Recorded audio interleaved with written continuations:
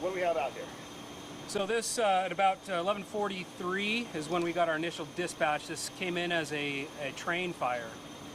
We're at 436 North Neil Armstrong Road, and indeed when the crews showed up, we'd had a train on fire. It appears to have derailed, and the belly tanks under that hold the fuel to run the apparatus were leaking and were on fire on both sides of the train. So crews were able to make a fire attack on that. Took them about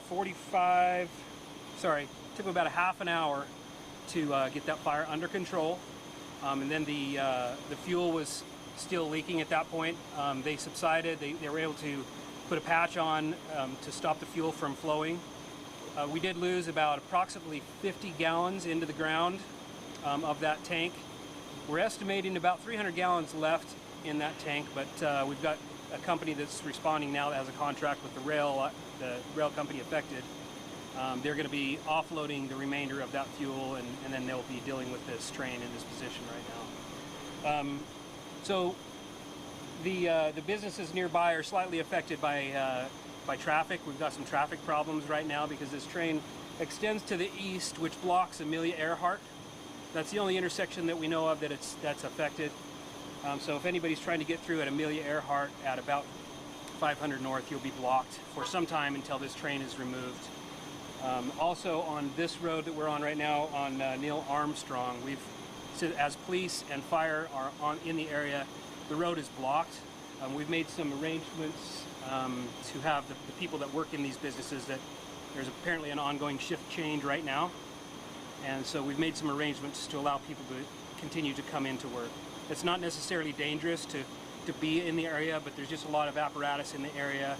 There's some fire lines on the ground, some fire hoses, and you can't have people driving over that. So that's what we've got the roads blocked. Let's do something really quick here.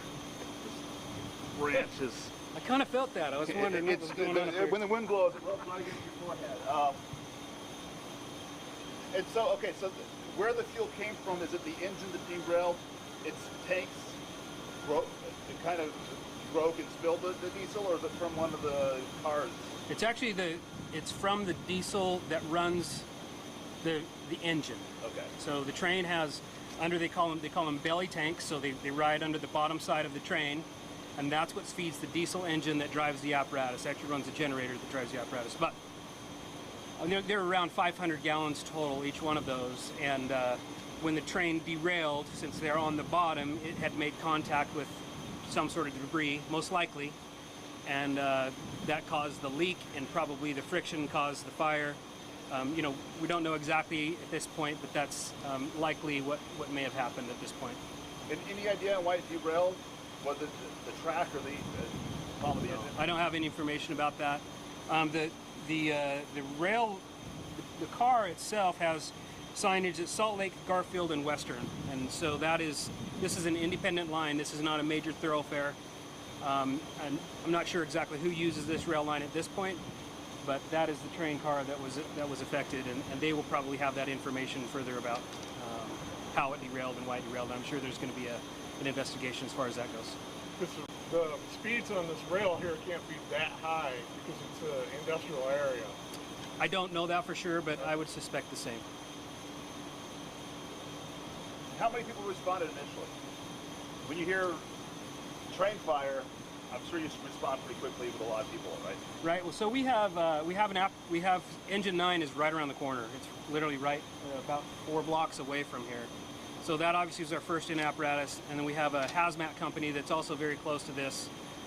We've got a company 11, which is out on the airport. They responded, and then we brought the remainder of our Hazmat team from across the city out to aid as well. So as far as Salt Lake City, we've got around 5 apparatus and support services like myself and the battalion chiefs that supported this. The health department was notified, and we'll be responding to ensure that the containment and the removal of the diesel fuel that was on the ground is done in a correct fashion. And then this other company that's working with us, it's called Clean Harbors, and that's who's going to be doing the pump off most likely. They're en route. If they're unable to complete this, we'll do the pump off ourselves. And do you know what the cleanup entails? Do they need to dig up and remove all the contaminated dirt, or do they actually clean the ground where it is? Not sure how that how that operates. That's up to either Clean Harbors, or if we do the pump off, we will take care of the pump off. The health department will take care of what needs to happen there. You'd have to speak to those folks to get that information. Do you know how big the brush fire was from this? It wasn't actually a brush fire. It was a train fire. Wasn't sure if it spread into the brush or not. No, it's, if you look at the rails, you've got a lot of ballast. They call it ballast. It's on there that's rock. And so you're generally 10 feet away on both sides from any grass or brush. And so this was the train.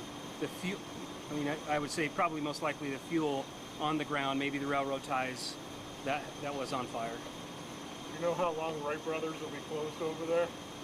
Amelia? Well, this is Amelia here. And let's see, Amelia. Oh, yeah, it is Wright Is Brothers. over there. Is it Wright Brothers? Yeah. Yeah, you'll have to clip that out. We'll correct that. No, I don't. I'm assuming that as soon as this train is stabilized, even before then, they should be able to bring in a train from the other side, connect to it, and pull it in the other direction. But I don't know what their operation needs to look like, if they're required to stay in place until investigation occurs. I don't have that information.